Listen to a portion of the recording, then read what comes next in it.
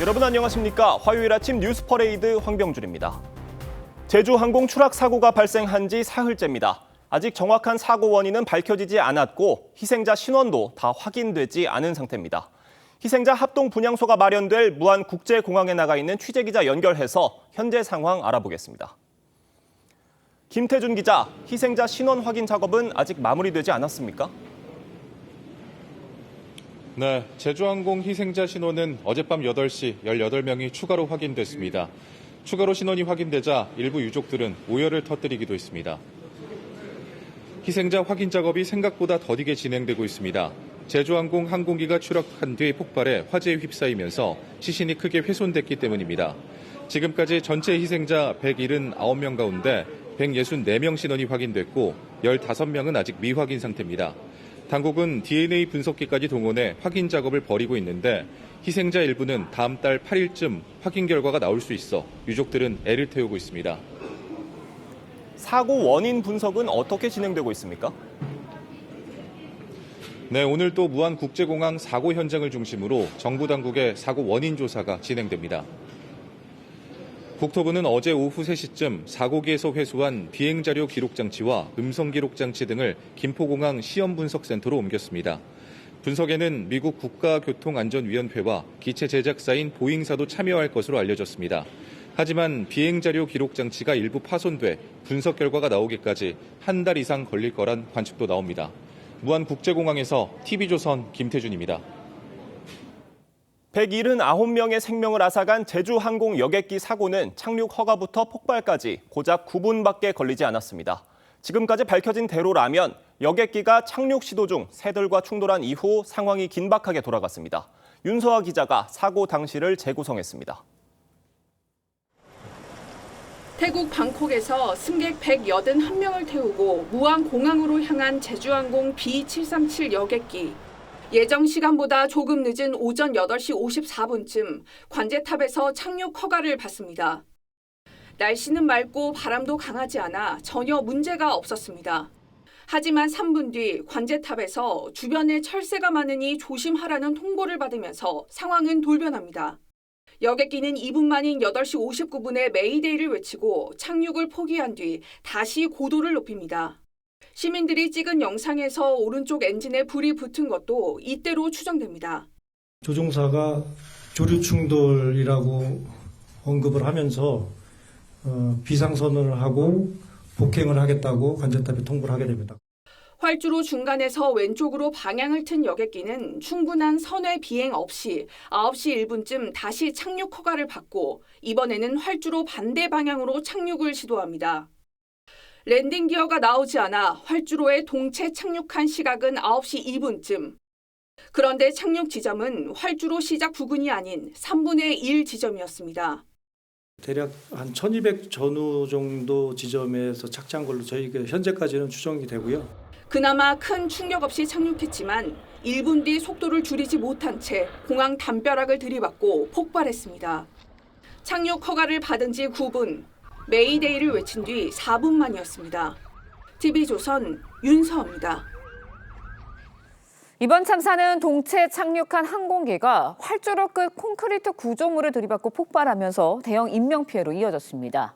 구조물은 항공기 착륙 유도 시설이었는데 전문가들은 활주로 끝에 단단한 구조물이 세워진 것 자체가 설계상 문제였다는 지적입니다. 실태 파악이 필요해 보입니다. 이태희 기자의 보도입니다. 여객기 주변에 콘크리트 구조물이 부서져 있습니다. 콘크리트 두께만 1m 안팎으로 추정됩니다. 동체 착륙 뒤 미끄러지던 사고 여객기는 2m 높이로 솟아있는 이 구조물을 들이받은 뒤 불길에 휩싸였습니다. 활주로 끝에서 안테나로 항공기 착륙을 유도하는 로컬라이저로 여수공항과 포항 경주공항 등에도 콘크리트 형태로 되어 있습니다. Airports are supposed to be designed where an aircraft can land without landing gear, and if it veers off the runway to one side or the other into the grass, that there isn't obstructions and barriers of this type that are close to the runway. 영국의 한 전문가는 현지 언론 인터뷰에서 로컬라이저가 단단한 구조물 안에 박혀 있어서는 안 된다며 범죄에 해당한다고 생각한다고 지적했습니다. 실제로 국토부가 고시한 공항 안전운영 기준에도 구조물은 부러지기 쉽게 세워져야 한다고 나와 있습니다. 1999년 포항공항에서도 여객기가 로컬라이저를 충돌한 사고가 있었지만 모래와 흙으로 된 둔덕에 설치돼 대형 인명피해를 막을 수 있었던 것으로 조사됐습니다. 하지만 국토부는 콘크리트 구조물이 안전규정이 적용되는 범위 밖에 위치해 있어 규정상 문제가 없다고 설명했습니다. 여수공항 또 포항 경주공항과 같은 공항에도 이런 어떤 이 콘크리트 구조물 형태로 규격화된 어떤 그런 형태는 없는 것으로. 콘크리트 구조물 설치에 설계상 문제가 없었는지가 사고 조사 과정에서 핵심 쟁점 가운데 하나가 될 것으로 보입니다. TV조선 이태희입니다. 전해드린 대로 제주항공 사고 원인과 관련해서 여러 해석과 의문점들이 제기되고 있습니다. 네, 관련 내용 전문가와 함께 자세히 짚어보도록 하겠습니다. 고승희 신라대 항공운항학과 교수, 최진영 변호사, 장현주 변호사 함께합니다. 안녕하세요. 네, 안녕하십니까. 국토교통부가 사고 항공기와 동일한 기종들에 대해서 그러니까 B737, 800 기종에 대해서 특별 점검을 벌이기로 했습니다. 그렇습니다. 어떤 작업들이 이루어지는 겁니다. 네, 결국 우리나라에 이 해당 기종이 한 101대 정도 돼 있는데 예. 전수조사를 한다 이런 취지인 것 같습니다. 그리고 그 전수조사도 기본적으로 그 대한민국의 정부인 그 국토교통부가 담당을 하지만 이 그 기종의 제작사인 보잉사 그리고 또 미국 항공 관련 기관까지 같이 함께 이 사건에 대해서 원인을 밝힌다라고 하고 있는데요.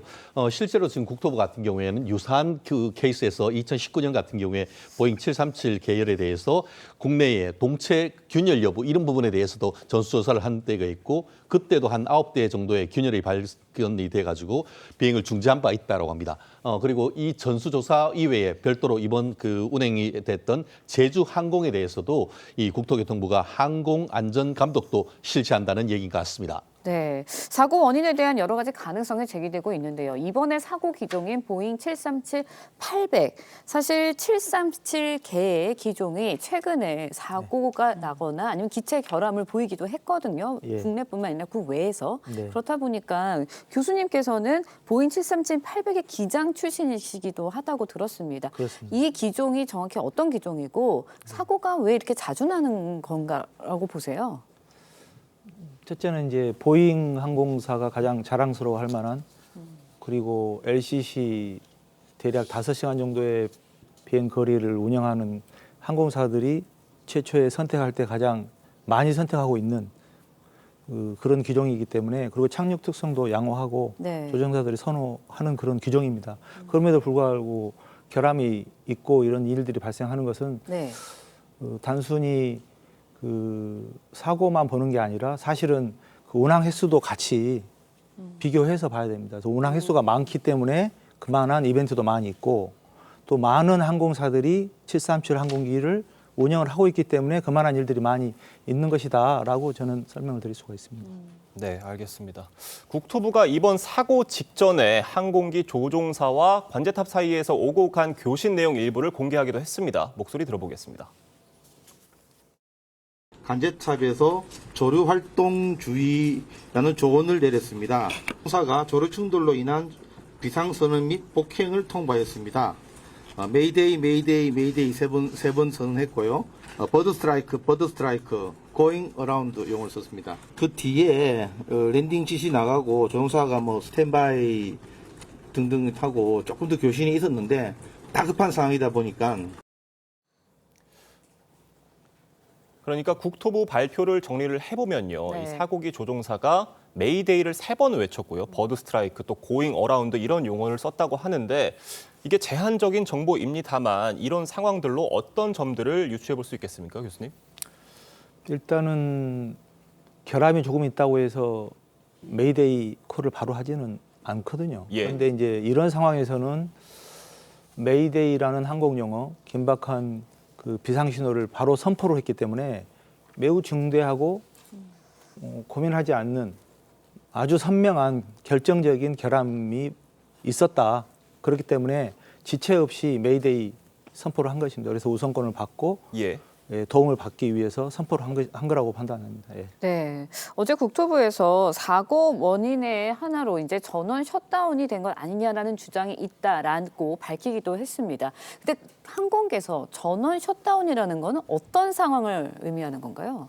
전원이 셧다운 됐다는 것은 우리가 엔진이 잘 작동이 될 때 그 안에 제너레이터가 작동이 돼서 거기서 전기를 생성해서 그 전기를 통해서 이제 계기나 각종 시스템들이 작동이 되고 네. 또 저희들이 이제 기본적으로 배터리도 계속 충전하는 그런 과정이 있고 또 저희들이 또 비상 전기를 사용할 수 있는 옥스 또 보조 엔진이 있습니다. 항공기 후미에 우리가 시동 걸 때도 사용하고 에어컨으로도 사용하고 또 전기가 필요할 때는 공중에서도 사용할 수 있도록 지금 설계가 돼 있기 때문에 그 전기가 다 나갔다고 하는 부분이라면은 이제 사실 엔진 두 개가 다 꺼졌을 때 제너레이터 생성을 못했을 때 얘기를 하는 것이고 예. 만약에 APU는 연료가 있는 동안에는 사용을 할 수 있었을 것이고 네. 배터리는 이제 용량이 있기 때문에 우리 보잉 737-800 같은 경우에는 30분, 40분, 뭐 길게는 60분 정도 그 정도 비행할 수 있는 그리고 그 기장석 조종석 계기판에만 전기를 제공하는 마지막 전기는 거기까지 남아 있을 수가 있습니다. 저희가 지금 사고 당시 상황들을 살펴봤을 때요. 네. 어떤 부분에서 전원 셧다운이 발생했을 가능성이 있다고 보시나요? 전원 셧다운이 발생하는 것은 저도 이제 거기까지는 가정하고 있지 않은데 예. 네. 그 일단은 엔진 하나는 선명하게 오른쪽 엔진이 꺼진 걸로 저는 판단을 하고 있고 네. 왼쪽 엔진이 일부 손상이 있었을 것이다라고 이제 저도 유추를 하고 있지만 네. 그 제너레이터가 작동이 됐을 것이다 마지막에는 그러나 예. 이제 다른 나중에 이제 우리가 비행 기록 장치나 그 플라이트 예. 그 데이터 레코더를 다 보면은 나오겠지만 다른 계기들이 얼마나 마지막에 전기를 가지고 있었느냐라고 보면은 그 제너레이터 두 개가 다 나가는 시기가 언제냐. 그래서 그 트랜스폰더가 작동이 돼서 관제소에서도 신호를 받았느냐 안 받았느냐. 그리고 라디오 키가 작동이 됐느냐 안 됐느냐. 예. 그것도 다 우리가 전기가 필요하기 때문에 뭐 그런 부분들로 저희들이 시기를 판단할 수 있지만 마지막까지 착륙할 때도 오른쪽 엔진의 리버서가 열렸거든요. 예. 그러면은 마지막에 그런 전기가 있었을 것이다라고 저는 생각을 하고 있습니다. 네. 전기 계통의 문제로 인해서 이제 조종사가 랜딩 기어를 수동으로 내리지 못했을 가능성도 있는 건가요? 그렇습니다. 그것이 첫 번째 의문이고요. 예. 충분히 당연히 조종사 입장이라면 그런 상황이 발생이 됐을 때는 시간과 고도 네. 그 두 가지를 확보해야 또 절차에 따라 매뉴얼로 수동으로 내리는 절차가 마련돼 있기 때문에 그걸 했을 텐데 만약에 그렇지 못했을 때는 네. 더 급한 상황이 있었을 것이다라고 생각을 하고 있습니다. 네. 지금 이런 상황에서요. 활주로 끝에 있는 콘크리트 구조물이 참사를 키우는 데 영향을 준 게 아니냐 이런 주장도 나오고 있습니다. 이 해당 구조물이 규정 위반일 수도 있다 이런 관측도 있는데 어떻게 보십니까? 그렇습니다. 이 부분 같은 경우에는 뭐 쉽게 말하면 이렇게 착륙할 때 보이는 가늠자 같은 예. 어떤 신호를 보내는 로컬라이저 시설인데 예. 기본적으로 그 국토교통부 예규에 보면은 항공 장애물 관리 세부 규칙에 보면은 이것이 불이 치면은 쉽게 부스러질 수 있는 그런 어떤 그 소재로 만들어져야 된다라는 그런 규정이 있기 때문에 예. 이런 콘크리트가 뭐 이렇게 부딪히면 깨지는 건 아니지 않습니까? 그렇기 때문에 말씀하신 것처럼 이것이 항공물 장애물에 관한 규정을 예. 위반했는 것이 아닌가 하는 그런 의혹이 제기됐는데 현재 국토부 같은 경우에는 그것이 이제 어떻게 보면 활주로가 끝나고 한 250m 이후에 이런 부분에 설치됐기 때문에 현행 규정에 단순히 위반했다라고 보기는 어렵다 이렇게 얘기를 하고 있습니다.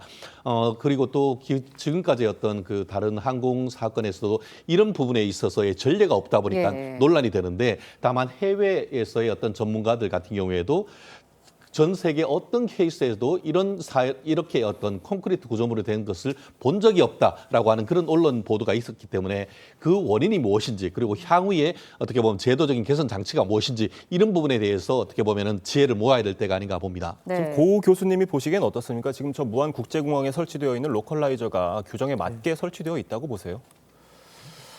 사실은 운항하는 조종사 입장에서는 저 로컬라이저 설치가 어떻게 되었느냐 하는 것은 사실 시설 부분이기 때문에 예. 운항하는 조종사 입장에서는 거기에 대해서 연구된 바가 없었습니다. 그러나 이번 일이 있고 나서 자료들을 검색해 보니 좀 부서질 수 있는 재료가 있어야 된다라는 식으로 예. 나오는데 조종사 그 해당 기장 입장에서는 내가 마지막에 가서 그러한 콘크리트 벽에 부딪힐 거라고는 당연히 예상하지 못했을 거라고 네. 저는 생각을 합니다. 예. 네, 알겠습니다. 사고항공기가 이제 사고 직전에 무리한 운행을 해서 사고에 영향을 준 거 아니냐 이런 지적도 있습니다. 사고 직전에 48시간 동안 13차례나 운항을 했다고 해요. 물론 이 기종이 뭐 중단거리 기종이다 보니까 짧게 많이 비행을 한 것 같기는 한데 어떻게 보세요? 그렇죠. 말씀 주신 것처럼 사고가 발생한 제주항공 여객기가 사고 직전 48시간 동안 13차례 운항한 것으로 드러났습니다. 그러니까 무안, 제주, 인천 국내 3개 예. 공항뿐만 아니라 중국, 태국 등 5개 국가 5개 공항을 오간 것으로 보이는데요. 그리고 또 이제 제주항공의 월 평균 가동 시간 역시 국내 항공사 중에서는 긴 편에 속한다는 것으로 파악이 됐습니다. 제주항공의 분기 보고서에 따르면요, 올해 3분기 기준으로 보유 여객기 한 대당 월 평균 운송 시간이 418시간으로 국내 6개 항공사 가운데서는 가장 긴 것으로 나타났습니다. 네, 고 교수님, 아까도 말씀을 해주셨는데 이 B737-800 기종이 항공사들이 보편적으로 선택하는 기종인데 그 이후에 이제 관리라든지 운항 시간이 중요하다는 말씀해 주셨잖아요. 예. 이번 사고기의 운항 스케줄도 이번 참사의 원인이 될 수 있다고 보십니까? 직접적인 원인은 아니라고 생각합니다. 예. 예. 또 항공기를 운영하는 항공사 입장에서는 영업 가동률을 높여야 되기 때문에 예. 또 가동률이 높을 때도 있지만 중정비를 하는 기간에는 한 달 정도 항공기를 멈춰야 될 때도 있기 예. 때문에 네. 최대한 가동 시간 또 법적인 절차와 기준 안에서 이루어졌을 것이죠. 다만 그 정비 시간이 확보가 충분히 되었느냐 그거는 점검할 필요가 있습니다. 국내선 기준으로는 30분, 국제선 기준으로는 1시간 정도의 그 턴어라운드 정비 시간이 충분히 확보가 됐느냐 준수했느냐 그런 네. 부분은 우리가 한번 점검해 볼 필요가 있습니다. 네, 교수님께 추가로 하나만 더 질문을 드릴게요. 기장 출신의 교수님이시다 보니까 예. 사고 원인에 대해서 앞으로 돌아가서 하나만 더 추가로 질문 드리면 전기 셧다운에 대해서 이 의혹을 제기하는 게 이 주장을 제기하는 이유가 기장이 이제 메이데이를 외친 다음에 위치 추적 시스템 송신도 끊겼고요. 그 네. 다음에 관제탑과의 소통도 원활하지 못했다. 그런 이야기가 나오고 있거든요. 그렇다 예. 보니까 결국은 전기 셧다운에 의해서 한 번 선회를 하고 2차 선회를 해서 착륙을 할 때 굉장히 급하게 착륙을 했어요. 그렇습니다. 그러니까 그런 상황이 있었던 거 아니냐 이런 네. 추측을 하게 되는데 거기에 대해서는 어떻게 보세요?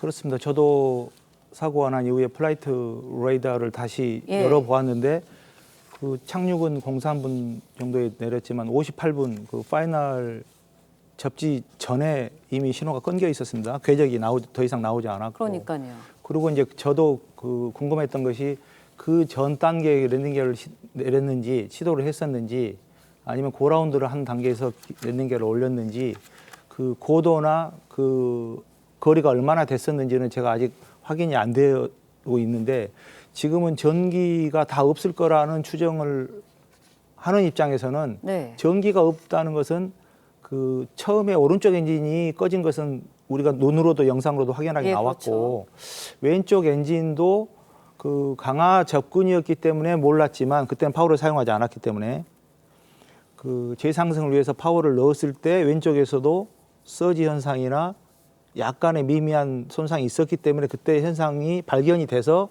그때 조종사가 인지하고 파워를 줄였을 것이다. 그래서 다시 시간이나 고도를 확보할 자신이 없기 때문에 정상적인 절차가 아니지만 반대편으로 급히 안전하게 착륙이 목적이니까 안전하게 착륙하기 위해서 항공기를 기술을 공항으로 먼저 돌리고 또 만약에 이제 극단적인 시나리오이긴 하지만 예. 엔진 2개가 다 작동이 안 됐다고 봤을 때는 전기가 먼저 나가지만 유압도 남아있는 유압이 점점 굳어지기 때문에 항공기 컨트롤도 마지막에는 할 수가 없습니다. 그래서 예. 아마 조종사 기장의 입장에서는 최대한 빨리 활주로 연장선으로 들어가려고 노력을 했을 것이다. 그렇게 저는 추측을 하고 있습니다. 네. 지금 제주항공에서는요, 정비 불량 의혹과 관련해서는 강하게 부인을 네. 하고 있는데 실제 현장에서 항공기 정비는 어떻게 이루어지는 건가요? 항공기 정비는 우리가 규정과 절차에 의해서 엄격하게 이루어졌다고 봅니다. 네. 또 비행 전 정비, 비행 후 정비, 또 비행 시간마다 주기별로 또 경비행기 중정비 필요하면은 그 제작사까지 들어가서 정비를 하고 있기 때문에 저희 현재 그 절차와 기준이 엄격하다고 그렇게 보시면 됩니다. 네, 알겠습니다. 다음 소식도 짚어보겠습니다. 제주항공 여객기 참사 피해 유족들이 정부, 제주항공과 장례 절차 일부에 대해 합의를 했는데 관련 내용 들어보겠습니다. 필요한 장례 절차는 유가족들이 원하는 방식, 절차를 존중할 것이며 보험사와 협의해가지고 유가족들을 최대한 예우하면서 향후 보험 처리와 관련한 그런 논의를 진행하도록 하겠습니다. 지금 정부와 제주항공 측이 유가족들에 따라서 무안국제공항 1층 합동 분향소 설치 등에 합의한 걸로 전해진 건데 이 참사 이후의 사고 수습 과정 어떻게 보십니까? 참사 이후에 일단은 저희들이 예측하지 못한 일이 발생했고 그러나 처음에 큰 의문점이 이제 왜 매뉴얼로 랜딩 기어를 다운을 해야만 제동 거리가 짧아졌을 텐데 그걸 하지 못한 이유가 무엇일까? 그것이 이제 의문이었고 그걸 계속 저희도 기다리고 있는 입장이고 그래서 이제 음성 기록 장치와 또 교신 기록들 또 그런 플라이트 레코드들이 다 있기 때문에 사실은 선명하게 다 원인이 규명이 될 것으로 생각을 하고 있습니다. 그리고 어찌 됐건 그 조종사 입장에서는 끝까지 항공기를 통제했고 안전하게 착륙을 했다는 것에 대해서는 일단은 안심을 하고 있지만 착륙 이후에 속도가 많았고 또 예기치 않은 일이 생겨서 비상 탈출까지 안전하게 끝까지 책임지지 못한 것에 대해서는 희생자분들과 유족들에게 유감으로 생각하고 송구스러운 마음을 가지고 있습니다. 네, 알겠습니다. 제주항공에서는 이제 사고 피해와 관련해서 보험사와 본격적인 배상금 논의를 시작을 했습니다. 몬트리올 협약이 기준이 될 것이다. 뭐 이런 전망도 나오고 있는데 최진영 변호사님께 여쭤볼게요. 보상 관련해서 어떻게 예상을 하시나요? 그렇습니다. 말씀하신 것처럼 몬트리올 협약이란 것이 항공사고 보상에 관한 통일 기준이다 이렇게 생각하면 되실 것 같습니다. 어쨌든 항공사고가 있으면은 승객에는 대략 한 2억 원 정도 그리고 수화물에 대해서는 대략 한 200만 원 전후에 이 보상을 하도록 돼 있는데 실질적으로 이 그 제주항공 같은 경우에도 737 기종에 대해서 비슷한 정도의 보험을 들어 있는 것 같습니다. 실제 이 그 보상 한도는 한 10억 달러, 현재 환율로 대략 한 1조 한 4,700억 정도의 어떤 그 보상 한도가 돼 있는 것 같은데요. 이 부분과 관련해 가지고 그 유족들 그러니까 피해자들에 대해서는 대략 어떻게 보면은 그 우리나라 돈으로 한 2억 3천만 원. 환율로 따지면 대략 한 17만 달러 이 정도 된다고 하는데 결국 아까 얘기하신 몬트리올 협약에 따른 기준과 비슷하다라고 보면 되는데요. 다만 아까 우리가 이 원인을 왜 분석을 하냐 하면은 이런 사고가 발생하지 않도록 하기 위한 대책 마련한 것도 있지만 그에 따른 배상 책임의 주체가 누구인지에 대해서도 원인에 따라서 다룰 수 있는 건 아니겠습니까? 아까 얘기하신 것처럼 그 몬트리올 협약이란 것이 최소 어떤 그 보상이나 기준인 것이지 운행상의 과실이라든가 정비상의 중과실이 있다고 하면은 그보다 더 많은 어떤 배상을 청구를 할 수 있는 것이고 더불어서 어떤 기체나 이런 결함이 있다고 하면은 보잉사에 대해도 청구할 수 있는 것 아닙니까? 더불어서 아까 얘기한 것처럼 무안공항에 이 로컬라이저 상의 어떤 설치에 문제가 있다라고 할 경우에는 한국공항공사가 그에 따른 책임을 질 수도 있기 때문에 원인의 규명에 따라서 배상 책임의 주체가 누군지 그리고 배상해야 될 금액이 얼마인지가 정해지는 그런 것인데 다만 다행인 것은 보험에 들어있기 때문에 마치 우리가 자동차 사건이 발생하면은 보험회사에서 보험금을 바로 지급하고 이후에 구상 절차를 하는 것처럼 있기 때문에 이번 유족들 같은 경우에는 우리나라의 국내 보험사를 통해서 즉각적인 어떤 보험금 지급 가능하지 않을까 생각을 합니다. 네, 지금 이번 참사와 관련해서는 다음 달 4일까지 국가 애도 기간에 들어가게 되는데요. 전국 지자체에 합동 분향소가 설치가 됐습니다. 맞습니다. 전국 17개 시도는요. 지자체 청사와 광장 등 총 20곳에 합동 분향소 설치하고 운영을 하고 있습니다. 특히 이제 사고 발생 지역이죠. 전남 같은 경우에는 무안공항 1층 2번 게이트 전면 그리고 무안 스포츠파크 그리고 전남도청 만남회 광장에 분향소 설치하고 조문을 받을 예정이라고 하고요. 특히 이 분향소의 운영 기간 자체는 국가 애도 기간인 1월 4일까지라고는 하는데 다만 전남 그리고 세종, 광주 지역 같은 경우에는 별도의 시점을 정하지 않고 운영하기로 했다고 합니다. 지금 이런 상황에서 참사가 일어났던 당일에 한 레저 업체가 한강 유람선 불꽃놀이를 강행했던 사실이 알려지면서 논란이 됐습니다. 어떻게 된 일입니까? 그렇습니다. 말씀하신 것처럼 그 현대해양레저라는 업체인데 예. 실질적으로 보면은 그 아라뱃길에서 이렇게 오가는 예. 어떻게 보면 인천과 서울에 있는 한강을 오가는 그 유람선인데 거기에서 이 불꽃놀이에 대해서 그 예정을 했었는데 예. 서울시 같은 경우에는 이 사건이 발생한 이후에 취소를 요청했음에도 불구하고 강행을 했기 때문에 그에 대한 책임을 물어서 향후 6개월간 이번 그 다가오는 2025년 1월부터 6개월간 예. 운행을 중지했고 실질적으로 그 운행 주체 같은 경우에도 이 부분에 대해서 전면 중단하지 않은 것에 대해서 지금 사과했는 그런 내용인 것 같습니다. 다만 이 부분에 대해서는 댓글을 보면은 그렇다 하더라도 또 취소할 수 없는 것 예. 아니냐 하는 그런 의견도 있어서 향후 이런 부분에 대해서도 어떤 법률적인 문제가 발생할 가능성도 여전히 남아 있는 것 같습니다. 네, 저 교수님께 마지막으로 짧게 하나만 예. 여쭤볼게요. 네. 이번 사고 원인을 밝히는데 가장 중점을 둬야 될 부분이 있다면 기장으로서 어떤 부분이라고 보세요? 일단은 음성 기록 장치 예. 조정실에 CVR이 가장 중요하고 또 관제사와의 교신 기록이 분명히 있습니다. 그리고 또 항공사에서 자체적으로 운영하는 또 플라이트 레코드 또 하드디스크가 장탈형으로 다 마련이 돼 있고 거기에 다 파라미터들이 있기 때문에 그걸로도 충분히 원인 규명이 될 것이고 또 사고가 났을 때 우리가 그 공식적으로 그 원인 규명을 하는 블랙박스 거기에 많은 데이터가 분명하게 있기 때문에 그러한 세 가지, 네 가지 정도의 자료가 종합되면 충분히 검증될 것으로 판단하고 있습니다. 네, 조속하고 충분한 사고 수습이 이루어지길 기원하겠습니다. 오늘 말씀은 여기까지 듣겠습니다. 감사합니다. 맞습니다. 고맙습니다. 최상목 대통령 권한대행이 오늘 첫 국무회의를 주재합니다. 이른바 쌍특검 법안에 대한 거부권을 행사할 가능성에 무게가 실리고 있는데 헌법재판관 임명은 좀 더 고심할 것으로 알려졌습니다. 차정승 기자의 보도입니다.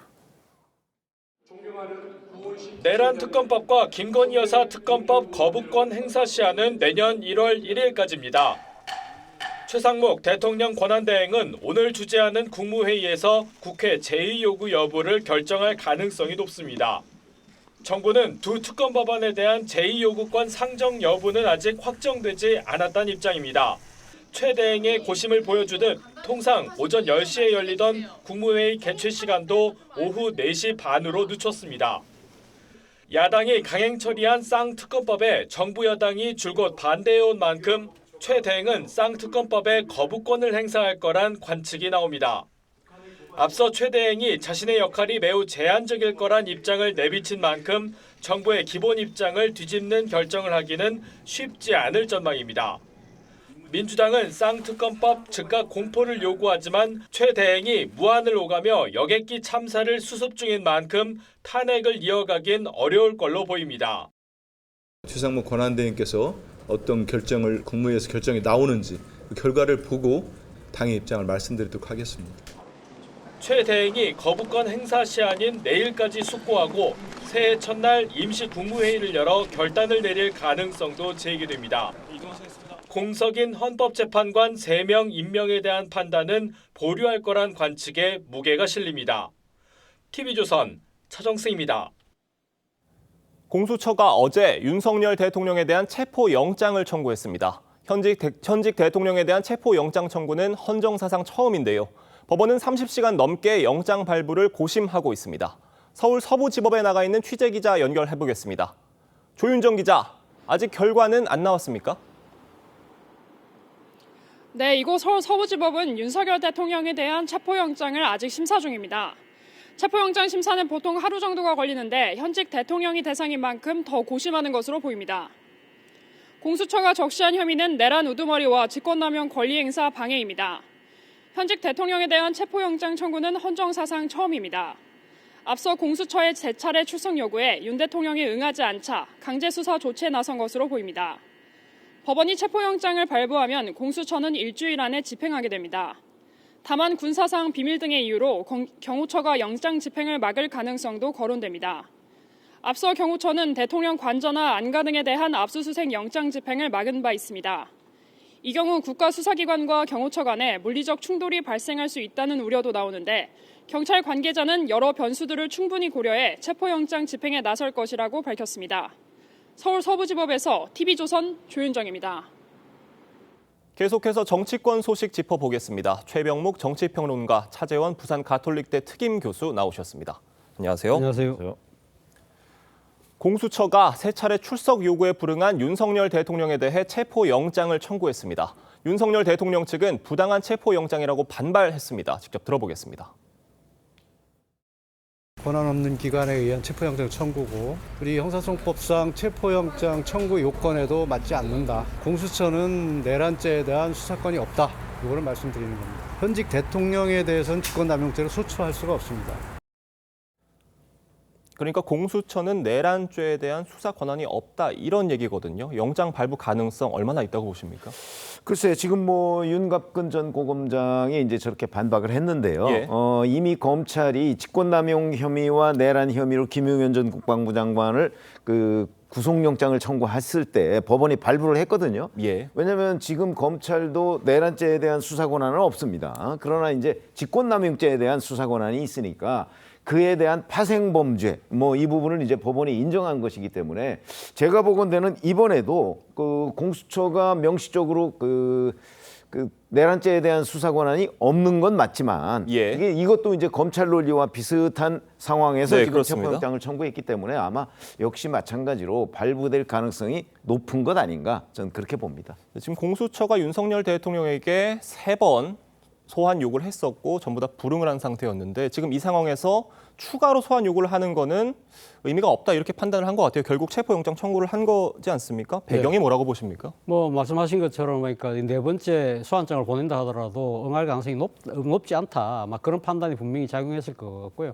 그것보다 우선적으로 아마 고려했던 부분은 사안의 엄중성이겠죠. 예. 현직 대통령이 사상 최초로 피의자로 입건이 되고 그리고 출국 금지가 되고 여기다가 체포영장이 청구되는 상황이라고 한다면 상당히 사안이 엄중할 수밖에 없다. 그 사안이라는 것이 딴 것도 아니고 지금 내란의 그중에서도 지금 우두머리 혐의를 받고 있다는 그런 부분이고요. 또 하나는 이 법적인 형평성 뭐 이런 부분들도 따지겠죠. 그러니까 내란의 우두머리는 이 아직 인신이 구속되지 않은 상태에서 내란의 중요 임무 종사자들은 전부 다 구속돼 있는 상황.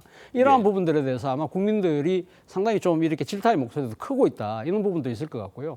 그리고 공수처 입장에서는 아마 강력한 수사 의지, 더 나아가서는 자신들의 기구의 존재 가치를 증명하려고 하는 그런 측면도 저는 작용했다는 생각이 듭니다. 네, 지금 만약 체포영장이 발부가 되더라도 윤석열 대통령 측의 지금 기조로 봐서는 체포영장 청구도 위법이고요. 지금까지 공수처의 소환 요구에 응하지 않았던 그 기조로 봐서는 체포영장이 나와도 이에 순순히 응하지 않을 것이라는 이런 관측이기 때문에 물리적 충돌이 발생할 수 있다. 이런 우려도 나오고 있어요. 그렇죠. 지금 한남동 관저에 집거 중인 상황이기 때문에 예. 사실 체포영장을 집행하려면 한남동 관저의 문을 열고 들어가야 되는 거거든요. 근데 오늘 아침에도 지금 한남동 관저에 보면 윤석열 대통령 지지자 상당수가 지금 거기 현재 모여 있습니다. 그러니까 예. 만약에 체포영장이 발부가 되더라도 그걸 집행하러 가면 경호처도 경호처지만 윤 대통령 지지자들하고 충돌할 가능성이 대단히 높거든요. 그러니까 아마 그 집행 시점도 이제 조절을 해야 될 것이고요. 집행을 실제 한다고 했을 때 지난번 압수수색 영장을 경호처가 막았거든요. 왜냐하면 현직 대통령입니다. 예. 그리고 한남동 관저라는 거는 이제 보안 장소이기 때문에 아마 그런 이유로 이번에도 그 집행을 막을 가능성이 대단히 높다. 그렇게 되면 이제 결국 물리적 충돌, 실랑이가 벌어질 가능성이 상당히 높죠. 지금 윤석열 대통령 측이 공수처의 수사 권한에 대해서도 위법이라고 주장하고 있을 뿐만 아니라 김용현 전 장관 공소장에 적시된 혐의에 대해서도 부인을 하고 있어요. 지금 그 공소장에 윤석열 대통령이 계엄 당시에 총을 쏴서라도 이렇게 문짝을 부수고 들어가서 의원들을 끌어내라 이렇게 지시를 했다는 내용이 적시가 되어 있는데 이게 일방적 진술이라고 했습니다. 일단 뭐 윤 대통령 입장에서는 상당히 일종의 법적 책임을 축소 내지는 회피하려는 그러한 시도가 아닐까 하는 생각이 듭니다.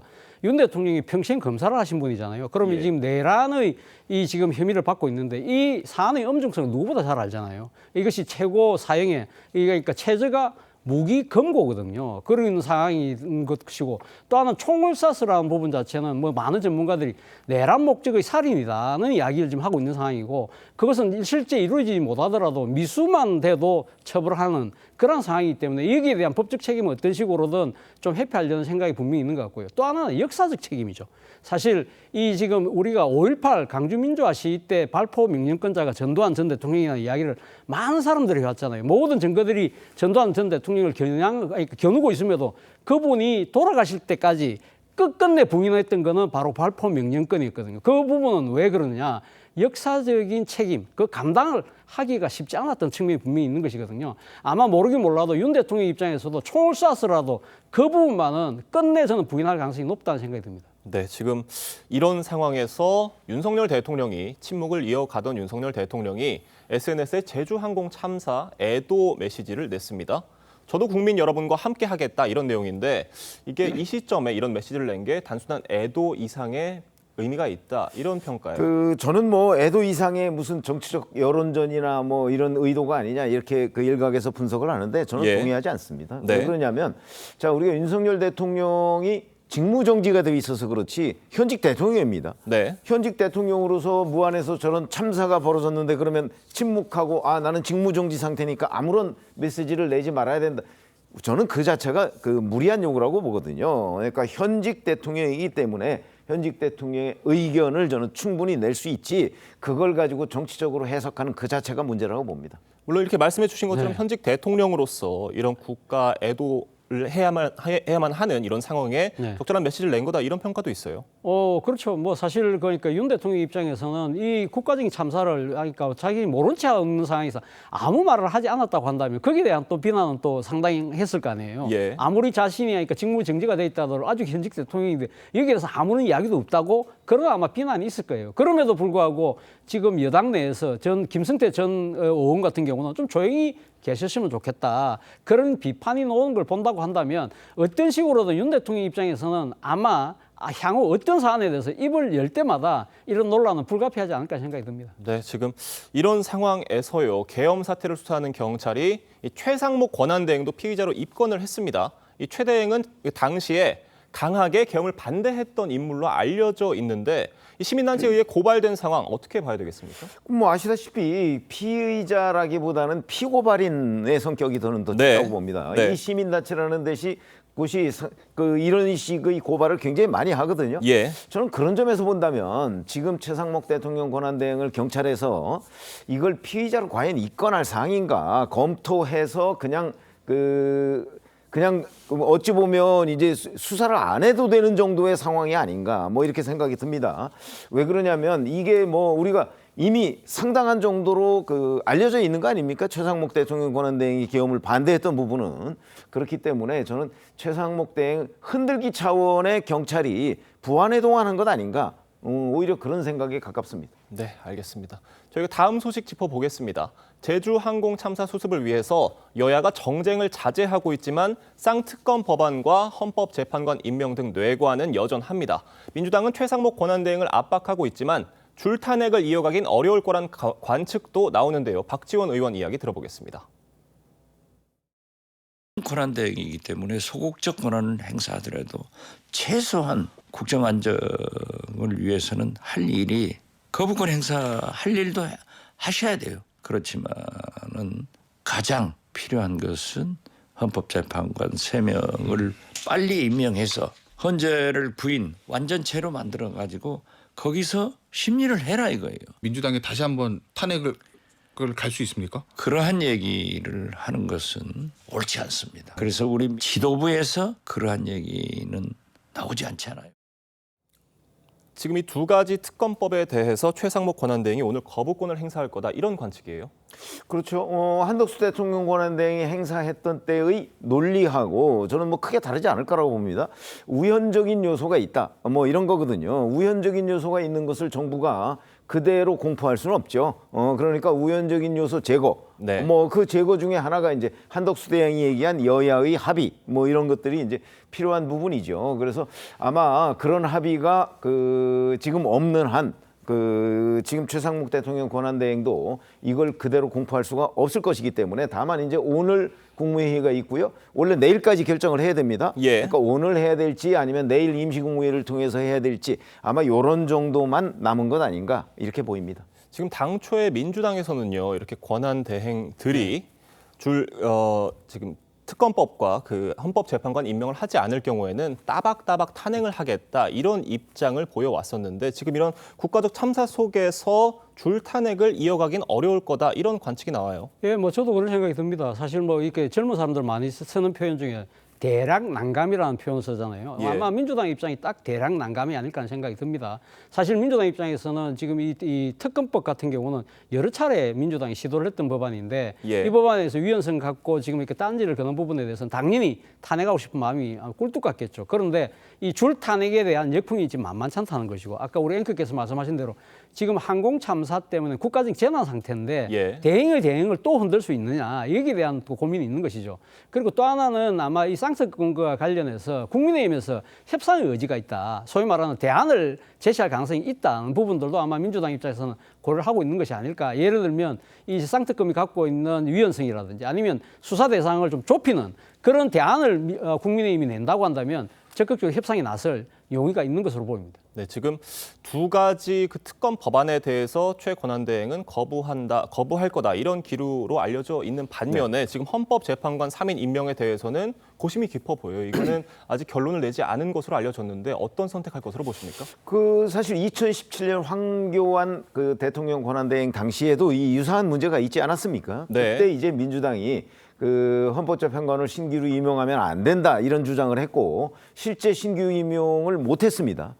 그렇기 때문에 아마 그런 문제를 비롯해서 지금 그 최상목 대통령 권한대행이 고민해야 될 지점이 검토해야 될 지점이 그 몇 가지 있죠. 네. 아마 이런 부분을 검토하고 나서 이제 결론을 낼 걸로 보는데 그래서 저희가 뭐 섣불리 예단할 수는 없지만 아마 한덕수 대통령 권한대행도 이제 이 부분을 고민했을 거거든요. 그래서 그 부분을 쭉 그 지금 최상목 대행이 아마 이어받을 가능성이 오히려 더 높은 것 아닌가. 그렇다면 아마 최상목 대행도 이 세 명을 그 어떤 조기에 임명할 가능성은 별로 높지 않다. 저는 그렇게 전망하고 있습니다. 지금 물론 헌법학계에서는 다수가 대통령 권한대행이 헌법재판관을 임명할 수 있다 이렇게 보고 있는데 네. 권한대행의 대행이다 보니까 네. 특히 이런 임명권과 인사권 같은 대통령 고유의 권한에 대해서는 소극적으로 행사해야 된다 이런 관측도 분석도 있거든요. 어떻게 물론 보십니까? 그렇습니다. 그러니까 지금 최상목 대행이 대행이 되기 전에 예. 그런 자신의 그러니까 지금 신분상 한계 때문에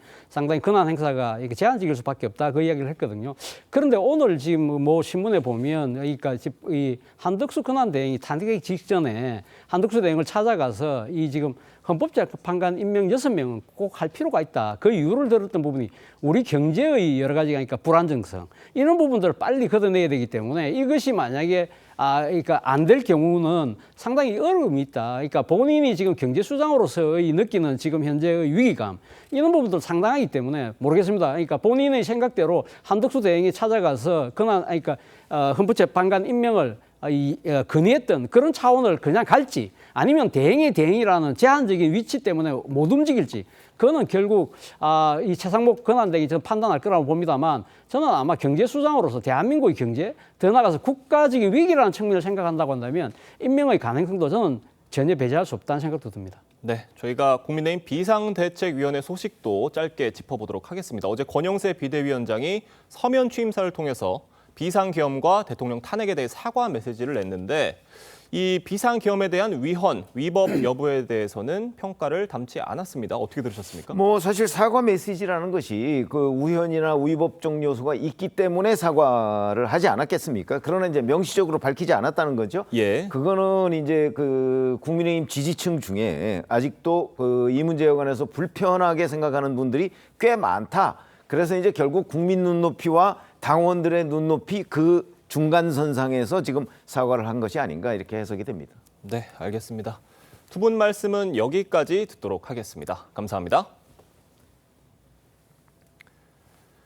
연말 안타까운 사고 소식이 이어지고 있습니다. 어젯밤 충남 서산 앞바다에서 7명이 탄 선박이 전복돼서 2명이 구조되고 4명이 실종됐습니다.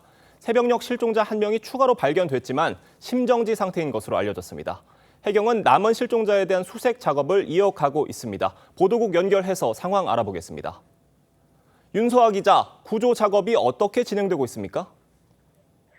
네, 선박 전복 사고가 일어난 지 13시간 가까이 지났지만 지금까지 2명만 구조되고 나머지 4명은 여전히 실종 상태입니다.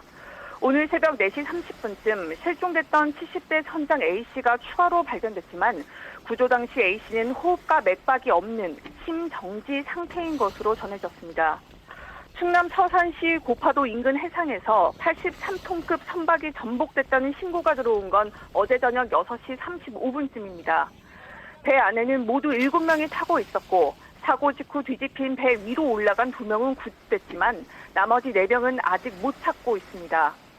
해당 선박은 바다 환경 정비 사업체가 차량이나 화물을 실어 나르는 차도선으로 우도에서 작업을 마치고 돌아오던 중 사고가 난 것으로 알려졌습니다.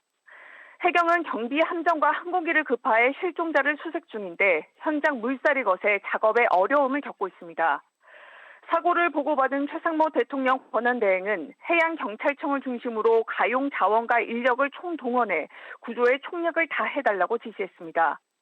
해경과 소방당국은 수색 작업이 끝나는 대로 정확한 사고 경위를 조사할 방침입니다. 보도국에서 TV조선 윤서입니다. 네, 전쟁 중인 러시아와 우크라이나가 새해를 앞두고 포로 300여 명을 교환했습니다. 전장에서 살아 돌아온 군인들의 가족은 연말 깜짝 선물에 기쁨을 감추지 못했습니다. 김자민 기자의 보도입니다. 헬쑥한 얼굴에 우크라이나 포로가 국기에 입을 맞추며 감격합니다. 고국으로 돌아가는 포로들의 얼굴엔 기쁨이 가득합니다. 같은 시간 러시아 포로들도 고향으로 돌아가는 버스에 올랐습니다.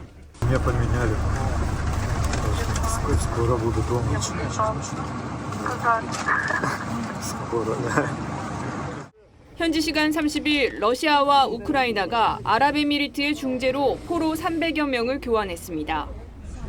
러시아 국방부는 포로 150명이 고국으로 돌아왔다고 밝혔고 젤렌스키 우크라이나 대통령은 모두 189명이 풀려났다고 말했습니다. 체르노빌 원자력 발전소를 지키다 러시아에 끌려간 우크라이나 군인은 2년여 만에 가족품으로 돌아왔습니다. Я никому не позвонил. Первое, то, что я попал на свою землю, что я увидел наш государственный флаг, увидел семью. 수개월, 길게는 수십 개월 만의 만남에 포로 가족은 서로를 끌어안으며 오열했습니다. Просто шок, и я не знаю, как сказать, у меня все тело в мурашках. Это неожиданно как бы было. 우크라이나 정부는 개전 이후 러시아에서 풀려난 자국인 포로가 3,956명이라고 밝혔습니다. TV조선 김자민입니다. 네, 렌즈에 담긴 그 순간 그 의미를 짚어보는 시간이죠. 사진 기자가 선택한 아침의 한 장입니다. 오늘은 조선일보 사진부 이태경 기자와 함께합니다. 안녕하세요. 오늘 아침에 볼 사진 어떤 건가요? 네, 무안국제공항 제주항공 여객기 참사 사흘째인데요. 합동분향소에는 희생자들을 추모하기 위한 사람들의 발길이 이어지고 있습니다. 현장 모습 사진으로 만나보겠습니다. 아무도 예상하지 못했던 사고라 슬픔은 더 큽니다. 분향소를 찾은 조문객의 모습에서 짙은 슬픔의 무게가 느껴지는데요. 엄마와 함께 분향소를 찾은 한 어린아이는 소중한 장난감을 국화꽃 옆에 건넵니다. 위패를 향해 손을 흔들어 인사하는 모습에 가슴이 저려옵니다. 이 조문객은 최연소 희생자가 자신의 자녀와 같은 나이라 남일 같지 않았습니다. 꼭 좋은 곳으로 가라고 빌어주고 싶어 분향소를 찾았다고 합니다. 네, 유족들뿐만 아니라 온 나라가 함께 슬퍼하고 있죠. 네, 그렇습니다. 희생자들을 추모하는 다른 모습 중에 또 하나 눈에 띄는 장면이 있었는데요. 여객기 사고 현장 인근입니다. 철조망 앞에 국화꽃이 놓여 있습니다. 안타까운 죽음을 평생 기억하겠다. 좋은 곳에서 편히 쉬길 기도하겠다는 내용의 메모도 함께 있습니다. 내 가족이 아니어도 이렇게 각자 방법은 다르지만 마음은 한결같이 이번 참사의 안타까운 희생을 함께 슬퍼하고 있습니다. 네, 이번 슬픔을 잊지 않고 더 안전한 환경을 만들어야 할 것 같습니다. 지금까지 아침의 한 장이었습니다. 올해 마지막 날인 오늘 서울의 아침 기온 영하 0.6도로 어제보다는 기온이 떨어졌지만 여전히 예년기를 웃돌고 있는데요. 내일 낮에도 기온이 8도까지 오르며 심한 추위는 없겠습니다.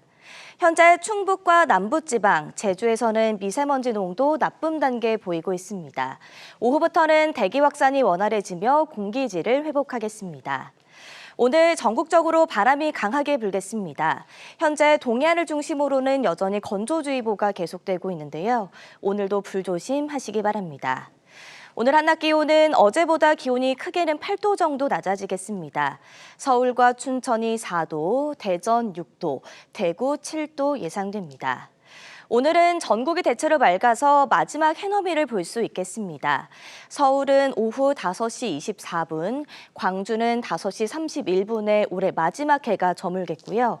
2025년 첫 해는 7시 26분에 독도에서 가장 먼저 떠오르겠고, 서울은 7시 47분에 새로운 해를 맞이할 수 있겠습니다. 당분간 큰 추위 없이 예년기로 웃도는 날씨가 이어지겠고, 내일 새벽에 강원 산지에는 눈이 조금 내리겠습니다. 날씨였습니다. 어느 해보다 다사다난했던 연말이었습니다. 무엇보다 제주항공 참사 유가족 여러분께 깊은 애도를 표합니다. 12월 마지막 날 보내드린 뉴스퍼레이드 여기서 마칩니다. 저희는 새해 첫날인 내일 오전 7시 30분에 다시 찾아뵙겠습니다. 한 해 동안 함께 해주신 여러분께 감사드립니다.